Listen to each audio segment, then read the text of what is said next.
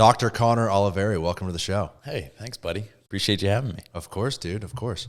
Bro, I was in Elevate Health this morning. I did the red light therapy, man. I love that machine, bro. That thing's nice. Heats your body up a little bit. It does. Gets your cells moving around. It's almost like a tanning bed. Like, it feels the same way. You know what I mean? Like, it warms your skin up. It's nice and comfy in there. But what exactly does it do? Dude, let me tell you, that machine in itself, and I think so many people are skeptical about these new therapies which are coming into the preventative health market. It's really got some phenomenal benefits. To put it this way, I mean, this is just, a large 40,000 foot perspective from up top. But we had a guy who came in with just through the roof blood pressure. I mean, this guy you could see his face was red. He was just having a stressful day. Typically had higher blood pressure, not the most in shape individual. And we put him in there for about 30 minutes when we first got this machine.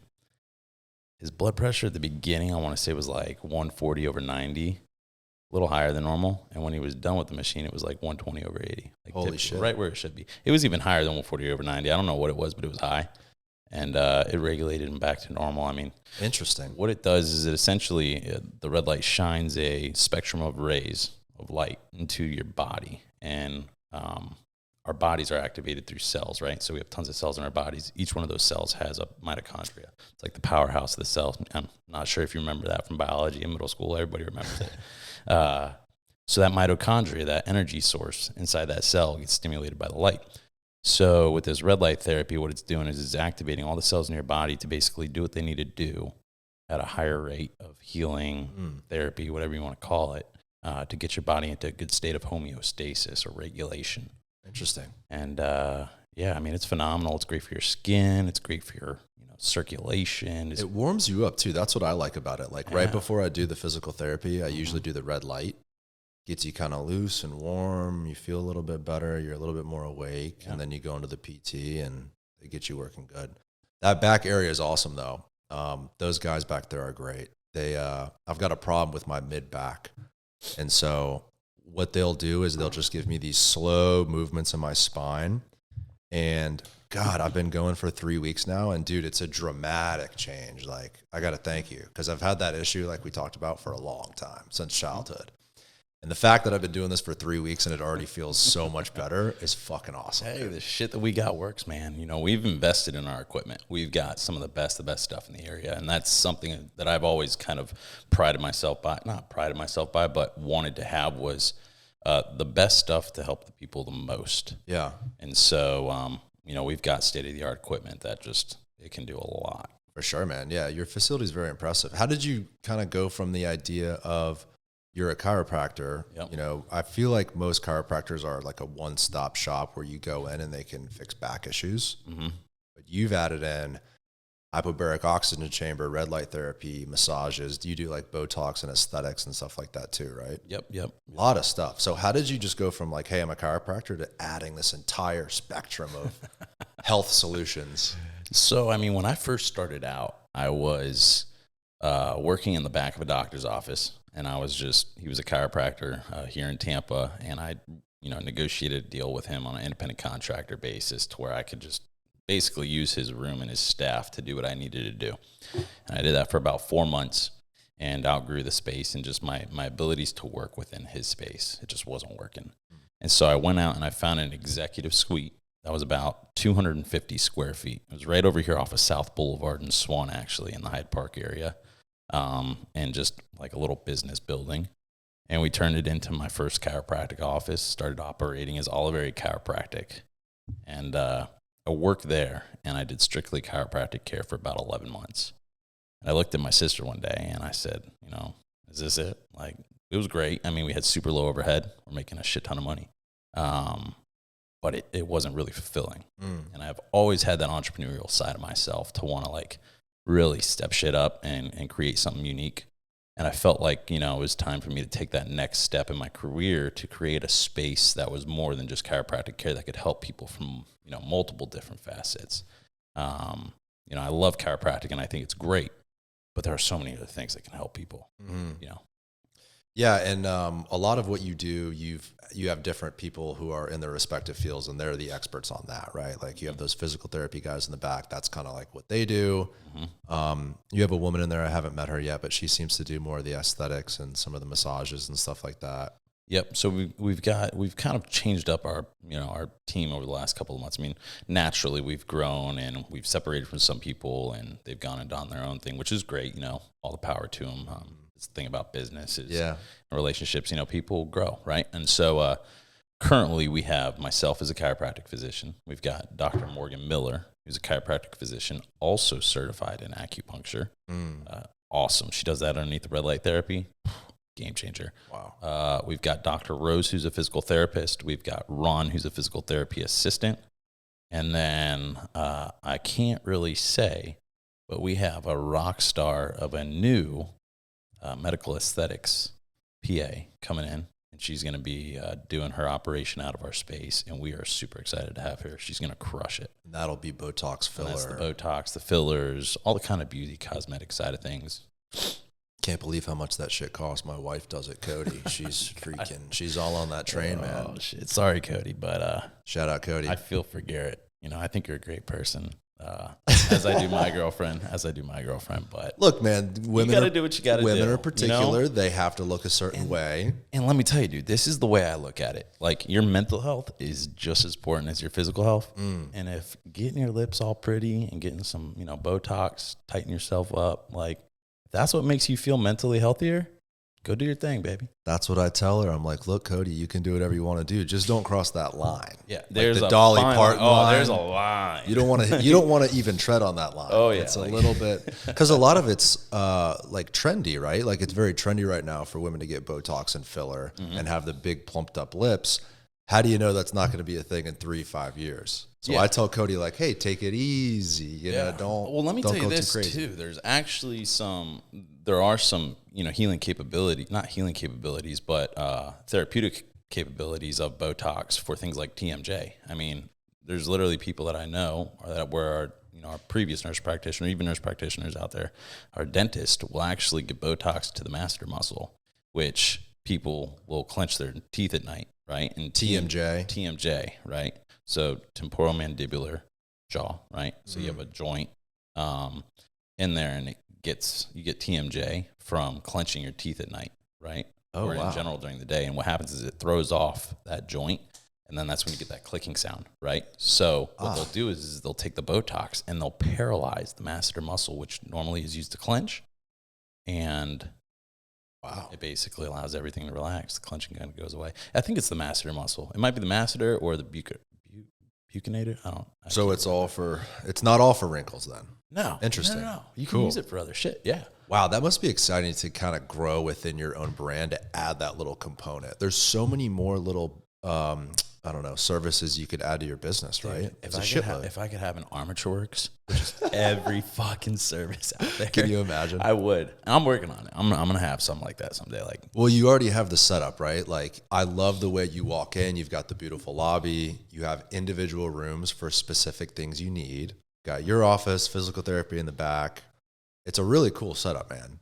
You've got the gear too. You've got like merchandise and shit, which we need to get on that, Tyler. We need some Greco real estate and some podcast t-shirts. I think that'd be fun. Yeah. I mean, from a branding standpoint, I mean, you just give that shit away and then people are wearing it in public and it works out great. I see people at the gym all the time in Elevate gear. It's awesome. Yeah. I mean, I guess it's working then. Is there a part of business that has been I guess I should ask it this way. What's the most challenging part of business for you? Obviously going from your own independent contractor agreement in the back of someone else's office, dude, now you have a lease you're responsible for, employees, et cetera, et cetera. So what's something that you found where you're like, damn, bro, that's a hard hurdle to cross? I think just for me personally is managing people and expectations. I'm a really high-strung individual, and I have high expectations for myself, and sometimes I can cast that onto other people, and I put an expectation that they need to perform at a certain level, when in reality, you can't have that. You can't think that other people are going to have the same sort of drive that you do. And so I think where I've made mistakes earlier on is I, maybe pushed people too hard or tried to put a goal on somebody that didn't, or pressure on somebody that was too much for them to handle. So I think just managing people, managing expectations, communicating, like those are the biggest things in a business that you need to do.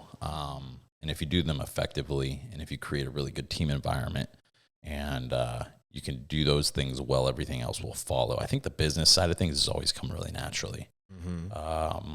But the people side of things for me is the one that I need to work on the most. And I'll be the first to say it. Like, I go hard 24/7, and I just try to kick ass as much as I can. And I mean, we've got our facility in Hyde Park. I've got a telemedicine company that I own. And we're, throughout the state of Florida on that. And so just really trying to manage people and expectations is definitely the hardest thing. It's definitely I think it's the part of business with the most variables, because everyone's different. And you might hire or take someone on in the beginning that you love and you're so excited about them. Weeks can go by and that might not be true. Yep. So we've dealt with that in many different aspects. And I think I would agree with you. That's kind of the tough part of business, is the people part, but it's also the most important. Oh, it's the most rewarding part too. You have to pay attention to your people, and you have to make sure they're aligned on your vision, and you have to make sure that they want to be a part of it. I mean, someone who's in your organization that maybe doesn't like the way you run it or is disaligned with what you're going for, they got to go quick. Yeah. Because that's infectious. Like a bad apple 100%. Can ruin the bunch. Yeah. And I've made that mistake before. Kept people around for too long that I probably shouldn't have. But you live and you learn. I mean, that's kind of just this whole thing about being a business owner and entrepreneur. Like, you're literally always learning. When did you start Elevate? You're never going to get it right. No, never. We opened our doors in February of 2022. So a year and a few months. It was a year in February, yeah. So we've been open for about a year and 3-ish months, a year and 2 months. That's awesome, dude. I remember we met, call it, I don't know, 3 or 4 years ago, something like that. I think I met you at F45 for the first time. Maybe you knew Cody first. I'm not exactly sure. But I remember we were talking, like I was starting my business, you were starting your business, and you must have been at Oliveri Chiropractic then, right, before. And when you kind of jumped and made the move, I kind of aligned with you in that I understood what you were going for pretty immediately. And then for me to go into your office last month and start the process and go through it and get on the program, like full circle, you telling me about the business, you starting it, and me actually being a patient and going through it. That's been cool for me, dude. Like hearing someone's vision, watching them execute it, and then actually, going in and using the service or going in and buying the product and seeing the whole thing come together. Your brand, it's nice, dude. You've got the branding and the nice floor. It's very clean. It's impressive what you've done. So I got to congratulate you on that. When it comes to aesthetics, man, I mean, this place blows my place out of the water. The bookshelf is pretty nice. Colors, tones. I mean, I got a really keen eye for that sort of stuff. I mean, I love interior design. My dad's an architect. You guys did a phenomenal job with this place. Like, thank you. I mean, I might even come in here and buy this place someday just for a man cave, bro. Just for a man cave? Yeah. Just a hangout spot. How long do you guys have this place for? We bought it 2 years ago, March, so 2 years and a few months. We bought it from an attorney who built it in 2004.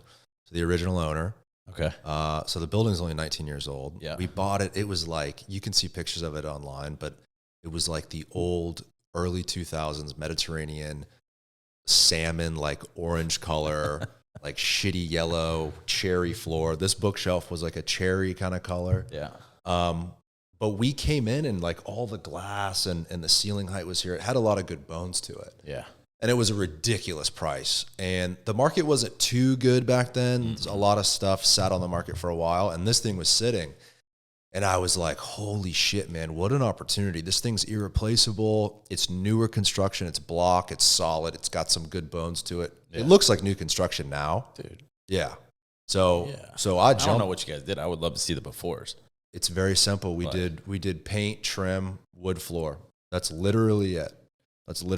Even with these doorways? Doorways were here. The glass was here. We painted this black. This was a silver kind of a glass, but we painted it black. Yeah. The glass? Yes. Was here. That would be so expensive to do now. Oh my gosh. So not only is this just a sick space, but we got it for an unbelievable price, and it's turned out to be a great investment too. Dude, huge. Love it. Yeah. I love it. A part of kind of what I do, like obviously I'm in real estate, so there's like the brokerage and the business, but what I really love is that interior design, the development and investment space. Like this could be a business. You take a property, make it beautiful, sell it for a profit. Oh my gosh. So much more than house flipping though. Real estate, dude, let me tell you, I know some dudes right now that are buying, like, you know, they're putting up about $1 million, buying a building that's anywhere from 3 to 4, commercial property that's got anywhere from 2 to 4 spaces to rent that are vacant. And then they're putting a little cash into the building, giving a little facelift, throwing triple nets in there, and flipping the building for stupid money. Yeah, that's a great business too. Yeah. Commercial is a different animal than residential, but I think both, there's good opportunities in both to make money. So I've got that condominium I was telling you about. I'm finishing up that condo project. And when I sell that thing over the summer, I'm going to have a little cash and I'm going to do a little deal. So I'd love to maybe get a group together, especially if you're interested, man. You've got the eye for it. Your dad's an architect. I mean, we could work something out if you give me a hell of a deal on that condo. We'll talk. We'll talk after the pod. I sent you some pictures of it, though. It's Honestly, gonna be man, beautiful. honestly, though, it's going to turn out great. I mean, I don't want to spoil it for everybody else, but that place is going to be immaculate. But the more that I think about it, I just don't feel like, that I'm at a point in my life where I'd want to be in a condo, high-rise in the downtown. Like, I want a home now, like a nice little piece of property, cool little house. I actually was down in Miami this past weekend, and let me tell you, those Florida contemporary style homes. Yeah. Oh, dude, they're so sweet. Well, talking about architecture, dude, like Miami's fucking the king of interesting, intricate architecture. I mean, some of the modern architecture down there is unbelievable. Yeah. In fact, if you see a modern home here, a lot of people look at it and go, oh, that looks like it should belong in Miami, right? Yeah. But that condo I'm doing, the idea of that is kind of like an addition unit at a third the cost, right? Or name a condo, the Ritz-Carlton, any of these new condominiums in Tampa that are $2-3+ million. Yeah. Mine will be like $1 million, $1.1 million, depending on kind of where the market's at when we finish. But you know, if you want a nice condo with a built-in fridge, marble, real wood floors, all those high-end finishes, square feet? It's like 1,700. It's a good size. 3-bedroom, 2-bath, 2-bedroom, 2-2. 2-2 split floor plan, box shape, 1 bedroom on one side, one on the other. Yeah. Huge kitchen, ridiculous size kitchen. Right? Yeah. All open. Laundry room, 2 parking spaces, air conditioned storage unit in the building. The building is Ventana. Yeah. So it's a boutique building downtown in Channelside. It's going to be a phenomenal project, man. It's going to be almost amazing. Purchased a unit in, what's the name? Not Victory Lofts. There's lofts right across the street from Victory. You're across from Victory. Yeah. They're the Model T building. Oh, I don't know. It's a yellow building. Yeah. Yeah. There was a unit in there. It was a 1-bedroom open style, or no, excuse me. It was a 2-bedroom open style loft. It was one of the corner units, high ceilings. And they're asking like, I think $700 for it. And it was just not it. The problem too that you're going to run into, man, is those HOA fees.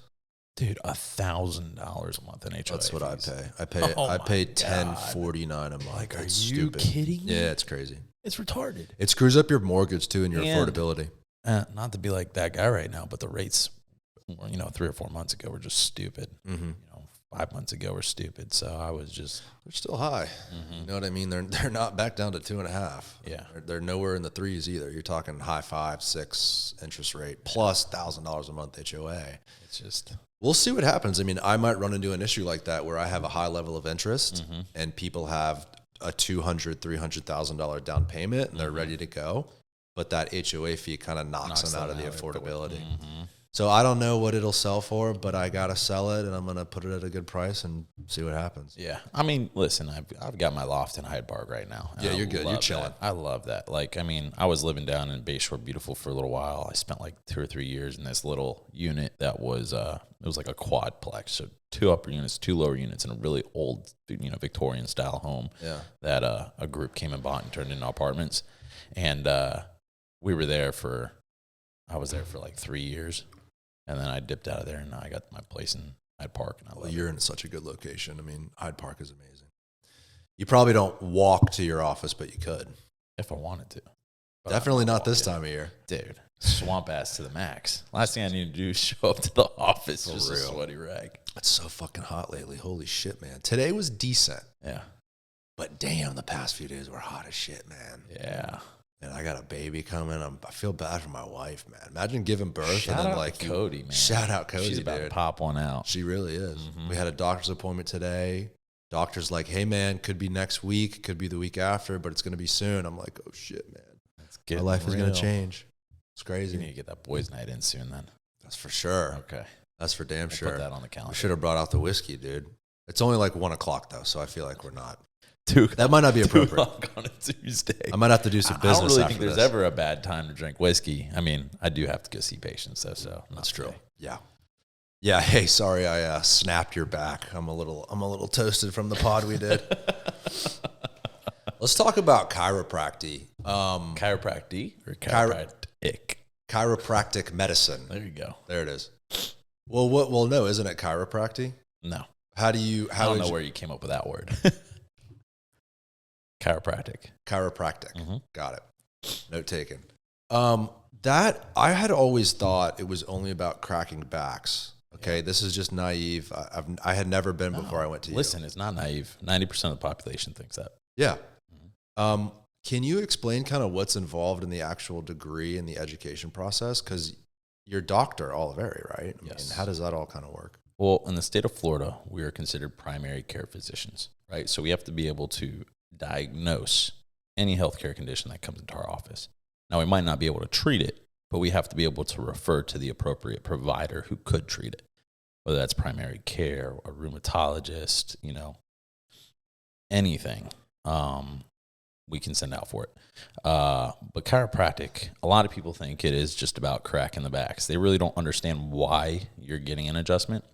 And I can kind of give a really streamlined kind of understanding of that is a chiropractor's main goal is to make sure that the brain can communicate with the body, right? So you have your brain at the top, and then you have your brain stem, which is under the small port. It's a small portion under your brain. And then you have your spinal cord, which goes down your back through your spine, right?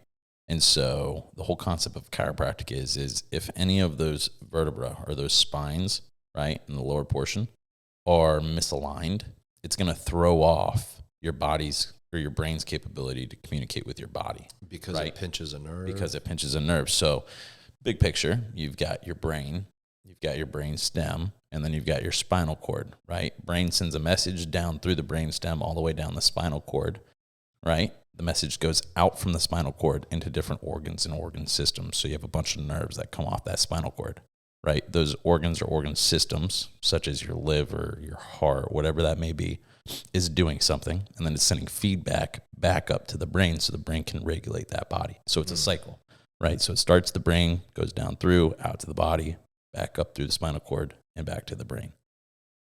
Interesting. Wow. So you want to get your spine in alignment so that communication process is more efficient, essentially. Exactly. And the more efficient that communication process is, the less likely you are to have forms of dis-ease, also known as disease. But why does it feel so good to crack your back, man? Like just now, right? I push my hands down here, I stretch my back, I crack it, it feels good. I've got that little spot mid-back that bothers me. It's getting better. Why does it feel so good to pop your back? Relief, pressure off of nerves, all around just relief. Yeah. Yeah.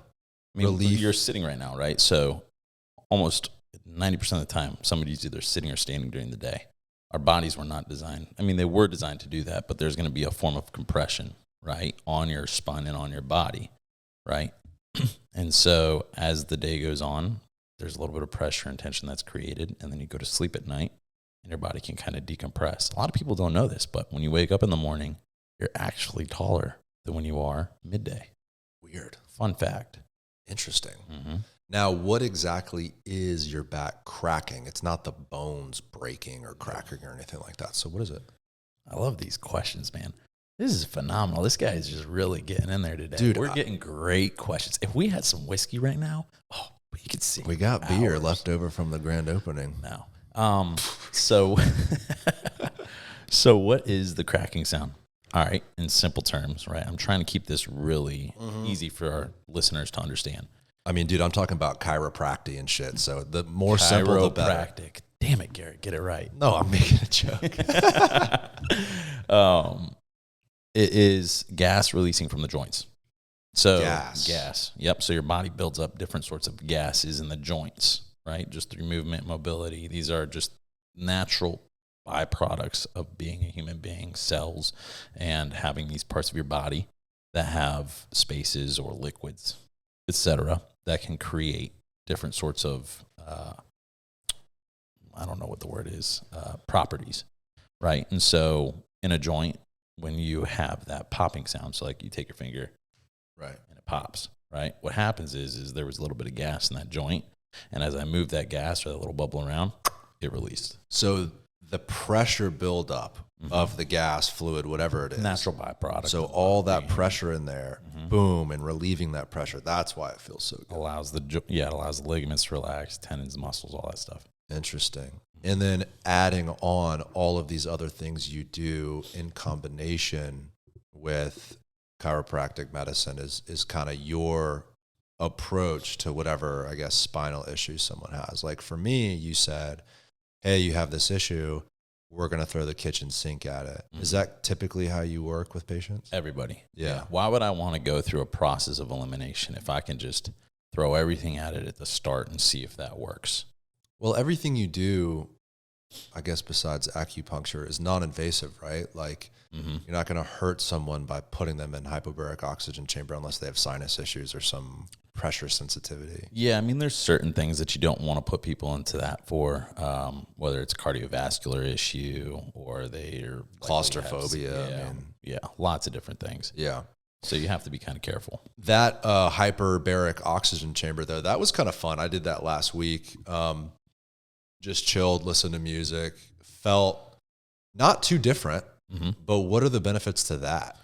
Hyperbaric oxygen. So the concept behind that is you're giving your body more oxygen over a shortened period of time in a pressurized environment. So on a day-to-day basis, most people don't breathe appropriately, and our bodies function 100% off of the air that we breathe in, the oxygen that we breathe in, right? So that's how our lungs function. It's how our brain functions, how our heart functions, right? And so when most people aren't breathing the way that they should be, they're lacking or depriving their body of oxygen. Their body's not able to function 100%, its capabilities. So when we put you in that hyperbaric oxygen chamber, you put the mask on, we feed you a direct source of increased oxygen, and then we turn the chamber on, right? And then that creates kind of a pressurized environment. And so when you have where you're taking all the cells in your body and you're pressurizing them together and you're putting more oxygen throughout your body, you're essentially giving your body's chance to take a lot of that oxygen and disperse it to the areas that it doesn't normally get to cell-wise over an hour-long period of time. And just increased healing, helps with chronic pain, decreases overall systemic inflammation. Really, really beneficial. But you need to do a course of treatments to really start to feel the benefits. Oh, interesting. Yeah, you're not going to feel anything after one. I mean, and you're just going to be like, okay, well, what was that really for? But I can tell you, like, I've been doing it now for the last, I think, 6 months that we've had it, and I could drastically feel the benefits of it and the changes, like, just even in my cardiovascular stuff, like aerobic activities. I go to Barry's, and I'll do my 5:15, 5:10 workout in the morning, and we'll do like 3.5 or 3 miles of sprint jog, I hope you walk to Barry's. I do. Okay, good. 100%. It's my warm-up, man. Okay, good. Because I was going to say that's way too close to not walk, bro. Come on. Plus at 5:15, it's dark out. It's a little cool. Yeah, it's nice. So it's great. Awesome, dude. That's cool. So did you add red light, hyperbaric, these kind of other things when you opened Elevate Health, or were these like, hey, let's add this, let's add this, let's add this? No, it was it formed over time. Formed over time. Yeah. So anything else besides, you kind of mentioned the new PA girl, she's going to be doing some aesthetics. Anything else on the books coming up to add? Yeah, we're looking to get into some PRP and stem cell therapy. So essentially now we're really coming full circle, right? So we've got the non-invasive therapies down. like we've got that on lock, Yeah. right? We have everything that you can pretty much do for your body outside of a sauna and an ice bath. Yeah. To be able to, which I've got something that works for that, outside of a sauna and an ice bath that can help your body heal 100%, right? Not 100%, but can give your body the opportunity to heal. A lot of the time, sometimes you need, though, like an internal stimulator. The external stimulus isn't always going to work. And so through these PRP and stem cell therapies, it's a way for us now to kind of get a little bit more invasive with the, direction of a medical director and a PA or a physician's assistant or a nurse practitioner to administer the therapy. Now we're getting inside to a specific localized area to try and help treat it.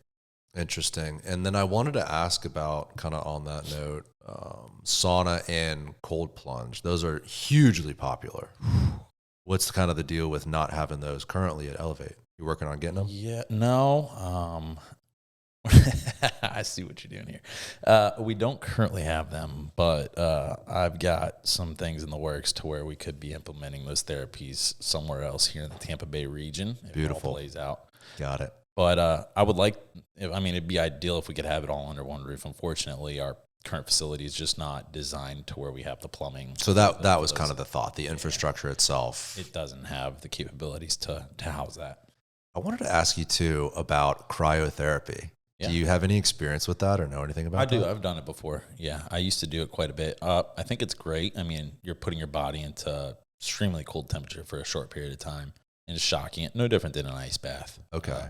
It is a little bit different because you're not, submerged for a sustained period of time. Right. You're kind of in air and you're stimulating the outside of your body, and then it's going in from there.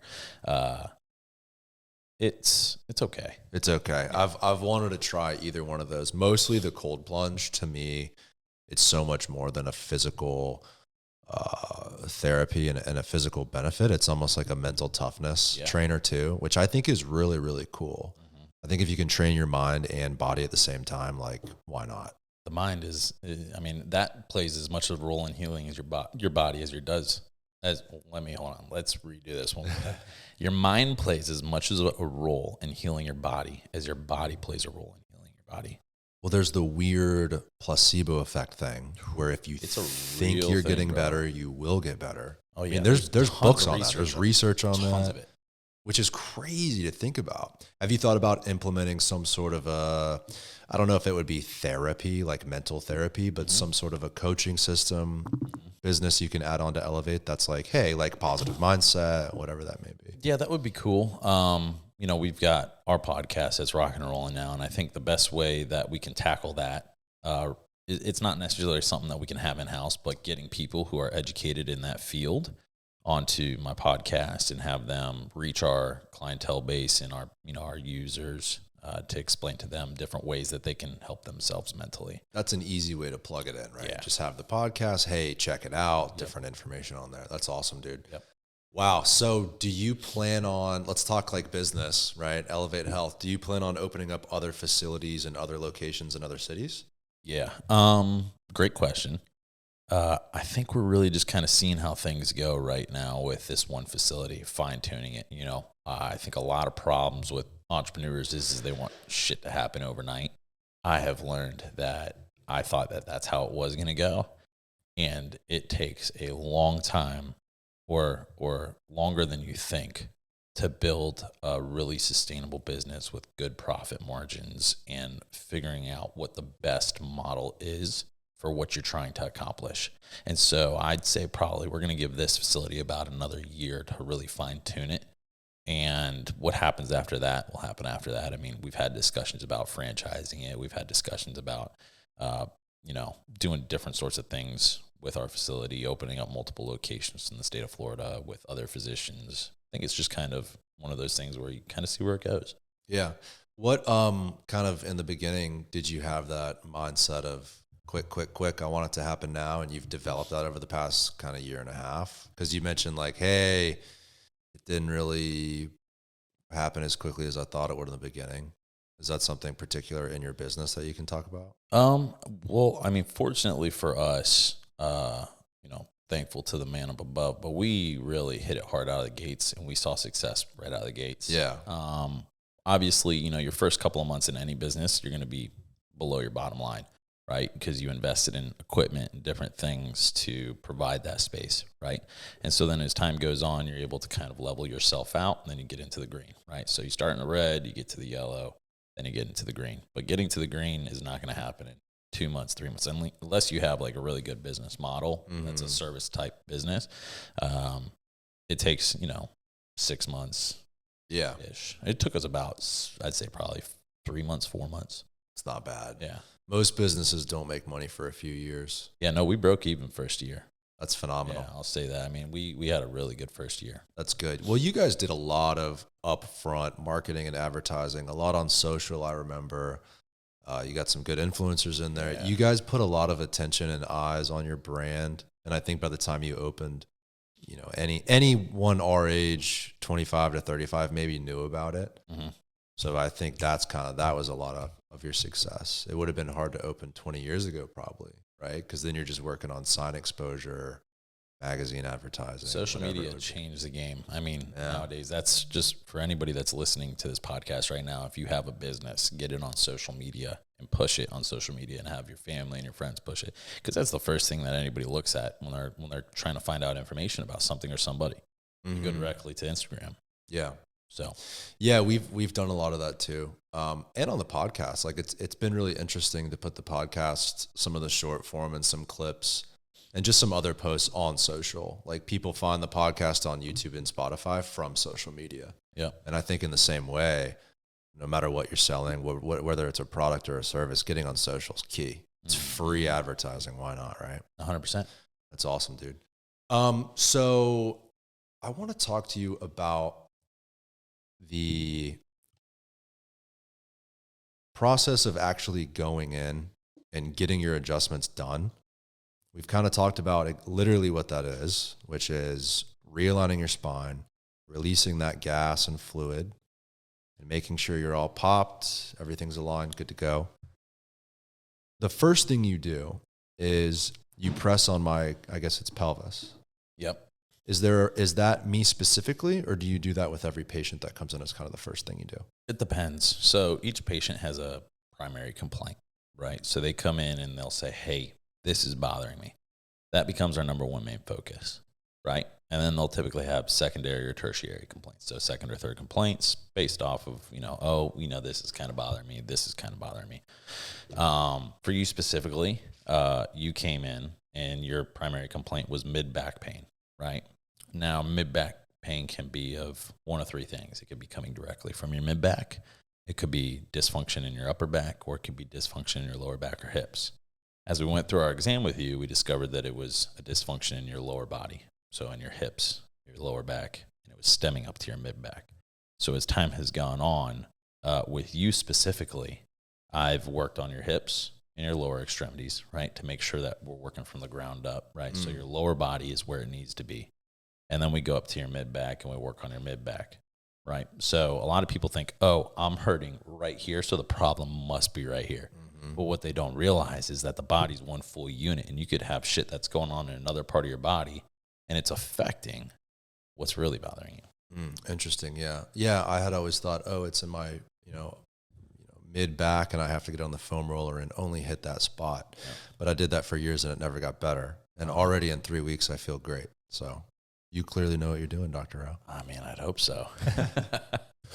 So what exactly are you doing when you press on that one side of my pelvis? Are you trying to rotate it? What are we doing there? Yep, we're rotating your hips. So each person that comes into our office, we're going to take a set of x-rays. I don't like to start moving stuff around until I know where it's at, right? It's just how we roll. I want to be super, I'm a perfectionist. So I want to make sure that I know that this is what needs to happen or occur within your body in order to get you feeling better. So when we took your x-rays, we discovered that one side of your hip was sitting a little bit higher. And then we also discovered that it was slightly rotated, right? And so when you come into my office, each time you come in, we're counteracting where your body is currently, right? And so we're working on taking it from where it is and getting it to where it's supposed to be. But that's not going to happen at one time. So what will happen is you'll come in crooked. I'll adjust you, right? We're just saying crooked for Yeah. Common sense. Will adjust you, and we'll get the body to realize, hey, you need to be here. You need to be here. You need to be here. And as time goes on and we're consistently doing that, the body eventually rotates into the position that it needs to be in. Interesting. And then that's taking stress off of your mid-back. There's so much you're doing so much physical movement to the body, whether it's on the table being adjusted or whether it's in the back with physical therapy. The opposite of that, I feel like, is what most people do. It's probably what would be recommended to my mom if she went to her doctor, where it's like, yeah, these levels are high with this particular test. Here's a prescription to fix that. So I feel like what you do is the antithesis of modern day American medicine. You don't do pills, really. I mean, no, chiropractors are not allowed to prescribe. Not allowed to prescribe, but it sounds like from what you're saying, even if you were, that's not necessarily the solution to what? It's not the solution. Yeah. Most of the times medication is not the solution. Now, I'm not going to go ahead and, if you're on medication, listen to your primary care provider. This isn't medical advice, right? So consult with them before you make any decisions based on this podcast. But for most people, they are in a form of disease because they're not doing something on a day-to-day basis that they should be doing to better regulate their bodies. Movement is medicine. Nutrition is medicine. Mm-hmm. If you're fueling your body with the appropriate things on a consistent basis, it will more than likely be in a really healthy state. I did 75 hard last year. And for those of you that don't know, it's just 75. It's a 75-day challenge. There's a couple little different rules that go into it, but basically it's 75 days. You work out twice a day. You have a diet and exercise program. There's also some other stuff included, like you have to read 10 pages of a self-help book, take a selfie, progress picture, weigh yourself, stuff like that. But when I was finished, it changed my life. It was unbelievable what can happen when you eat clean, you consistently work out, you drink a lot of water for a set period of time. That's longer than a day or two, right? So as the months went by, I actually got stronger and leaner. And at the end of it, I was in the best shape of my life. I even heard the mental clarity that you get from that is unbelievable, primarily from really releasing your body of the toxins that alcohol does. There's so much people can do in their life that not only will fix physical issues that they're dealing with, but also mental ones. Hell yeah. I think if there's someone out there that's trying to start a business or is in the middle of a business that they need to either take it to the next level or they need to get out of their own way, fixing physical things, diet, exercise, going to see Dr. O, etc. Dude, sometimes that is the solution. Dude, a good morning routine. Yeah. It's super simple. Wake up, fast, get a good workout in, sweat and move your body. Could be for 15 minutes. Shower, eat, a smoothie, a really good smoothie with lots of different nutrients, and then get your day started. And read if you want to, whatever that may be. You set that morning routine, and I'm a firm believer in this, that morning routine, and then you stick to it for a consistent period of time. Watch the changes that are made in your life. How did you figure that out? I know you do that now. You mentioned berries at 5 something in the morning, but how did you figure that out? Was there a time in your life where you weren't doing that and you felt like shit? Yeah, no, I mean, it wasn't that I felt like shit, but I definitely was way more anxious in the mornings. And I will say that since I started doing that stuff on a more consistent basis, you just feel better going throughout the day. I mean, it's the same concept as the sauna and ice bath. When you put your body through that level of stress in the mornings, right, whether it's a workout or whether you're doing a sauna and a cold plunge, your body no longer sees or something as a difficult task as the day goes on. It's just like, okay, well, this is now another hurdle to jump over. I felt that too. When I get into a routine of waking up, like you said, working out, getting that done at the beginning of the day, you feel better for so many reasons. And one of them is because that's checked off the list. Yeah. There's so many days where you wake up and then you check your email and maybe you're on Instagram for 20 minutes and before you know it, shit, I got to go ahead and get in the shower and get ready. Now I haven't worked out. And then it's the end of the day. And now that I might have a chance, well, dude, I got to spend time with my wife and I got to, relax. I'm tired from the whole day. So there's the time component of working out in the morning, but there's also the real mental clarity effect of it. Yep. So 5 a.m. is your magic number. Yeah, I will say this, and this is kudos to my lady, she is like a rock star when it comes out to working in the mornings. Like her consistency is unmatched. And so that's kind of played a role into just my consistency for that retrospect. I will say that we have, I've been really good with it, and it's a game changer. I remember when Cody and I first started dating, she was staying over at my place, and she woke up at like 7 a.m. to go on a run. We were going out the night before. And I remember talking to my mom about her when we first started dating, right? You talk to mom about, hey, do you like her? Yeah, she's cool, this and that. Yeah. And I was like, but dude, she's crazy disciplined. Like, she wakes up at fucking 7 in the morning and goes on runs, like a 3-mile run. Even after we went out, I'm laying in bed hungover. I'm like, I got to keep up with this girl. Having the right girl that pushes you and motivates you, whether or not she's literally pushing you, like, come on, work out, or you're drawn to her discipline, and you see what she's doing, and you're like, dude, I can't be a loser with this girl. I got to step it up. Yeah. It's a big deal. The truth. It's the big deal. The truth, yeah. So my routine is I wake up around 4:30, 4:40. I'm changed and out the door with an espresso shot, double espresso shot by 5 in my body. And then I'm at Barry's in class by 5:10 on Mondays, Wednesdays, and sometimes Fridays. And then I work out. We're done by 6. I walk home. I'm in the shower by 6:15. Out of the shower, making my smoothie by 6:30. Do a little bit of Bible reading and my morning devotion. Out the door by 7 at the office. Rocking and rolling, seeing patients by 7:30. I love it, dude. Yeah, I was actually surprised how early you guys were open. Sammy, your sister, was like, yeah, same time next week. And I was like, well, I got a doctor's appointment. Can you guys do earlier? Because I usually do 8:45. Mm-hmm. And in my head, I'm like, I can't believe this dude's even seeing patients at 8:45. And then she was like, yeah, you could do 8 or 8:15. I was like, how early are you guys open? Well, the whole thing is we want to get people before they go to work. Right? So if I can get you before you go to work, that's huge. And just get it in, just like you're saying, get it in, get it out of the way. Then we can do it then. That's massive. Mm-hmm. Yeah. Amazing, dude. So what's in the smoothie? What's your mix? All right. Foundation of strawberries. Always got to have strawberries. Banana. A big handful of spinach. Low-fat plain Greek yogurt, one of the Chobanis. Just take one of those little cups, throw that in there. I squeeze the honey for about 2 seconds. No more, no less. 2 seconds, count in my head. 1 Mississippi, 2 Mississippi. We'll do a scoop of almond butter and then 2 scoops of protein. My go-to has been BPN. Shout out to Nick Bear Performance Nutrition. Great supplements, great products. 2 scoops of protein, followed by a splash of almond milk, a little bit of water. Wonderful. That is the game changer, my friend. No peanut butter? No peanut butter, almond butter. Almond butter. Yeah, peanut butter's, they're both high in fat, but there's something about the almond butter that feels a little healthier. It's not so sugary.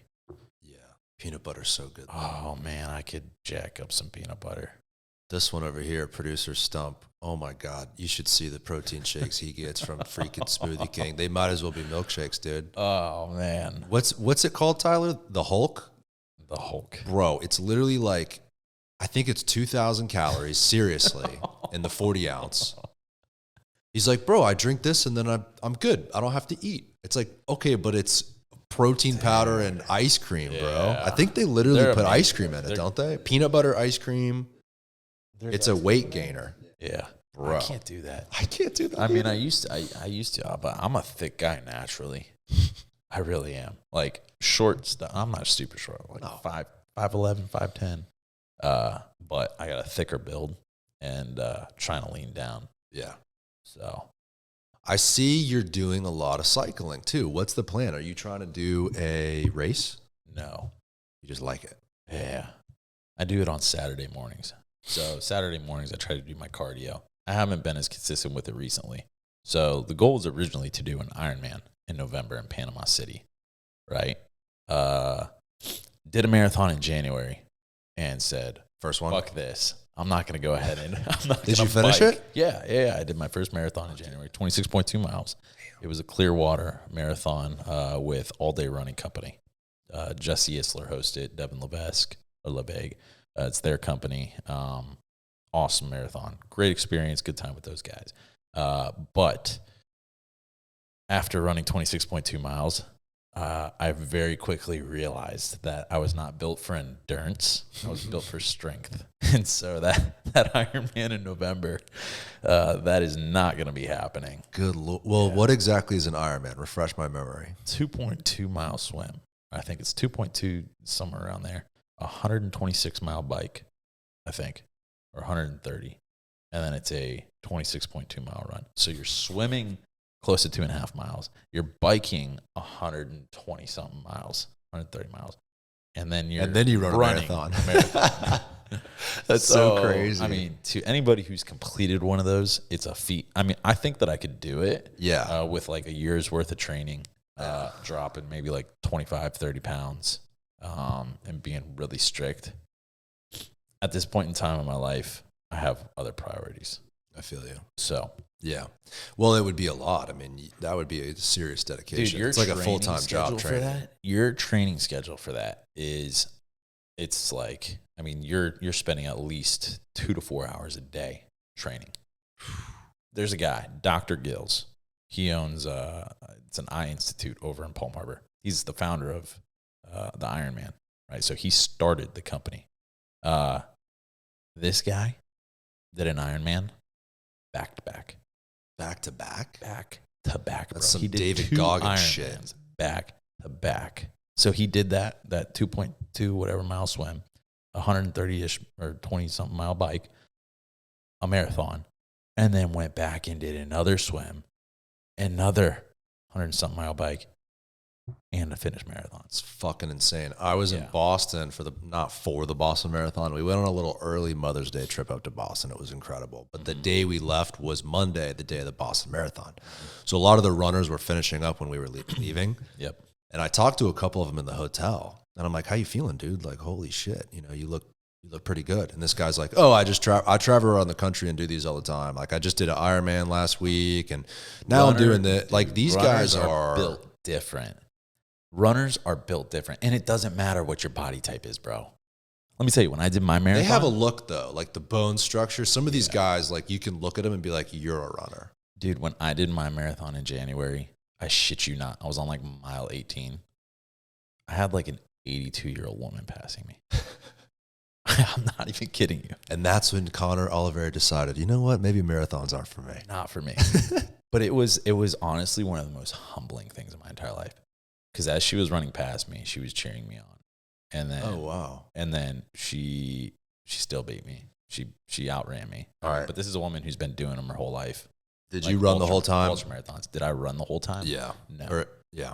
No. The group that I was with, because I ran it with a group of guys, we did intervals. So we did 7 minutes on, 2 minutes off for like the first 13 miles, and then they stopped. They only ran a half marathon, and then me and my other buddy, we ran the full.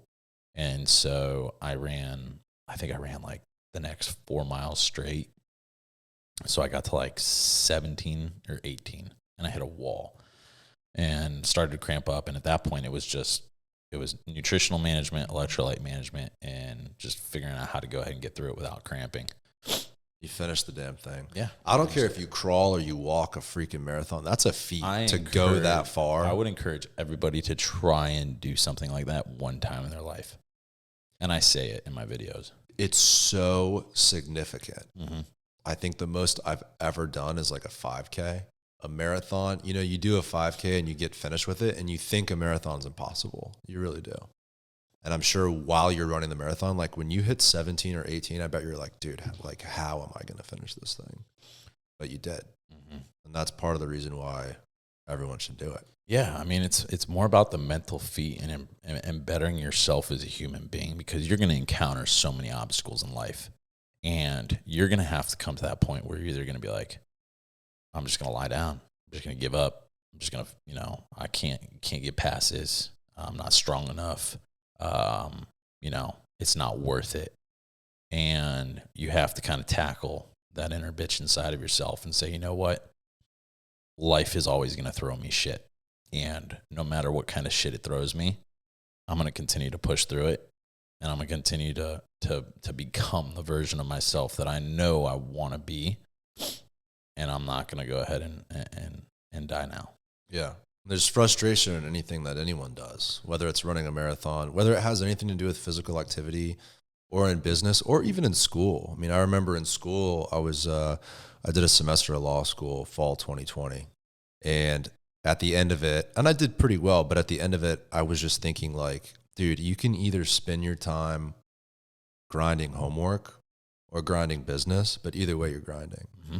There's no easy way out. It's not like, oh, I'm going to quit school and then I don't have stress and then I can just do business and that's easy. No, anything you do comes with those frustrations that you have to get over.